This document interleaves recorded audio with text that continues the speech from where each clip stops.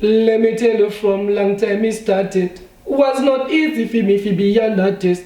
Me fi wonder why them have to fight this. Camera them have to do with some little justice. Big up la drain dia kandi simbisa. Same way te venai iya kandi gwenyisa. Of course kune obo van by jipikisa. Ice tia kati mango maticha masimbisa. Out of the ghetto comes a rasta. Wanna put another fire gun, get me out. Takaziyam ghetto my youth ya shout and dash. Wona vanga mabudauta. Saka haulume no lumila no bondela no dumila haulume. Dandash wona gutapana. Zeva rumenda itindrimu imbia siva nasinga vumendi kati gandi kume sakati kamandi nokupa maklep matatu ndikakutadza ndokupa mabhutsu matatu ndaingenda zviona kuti pane mandu ndikati tatman ngapepepepe pinde mshudu.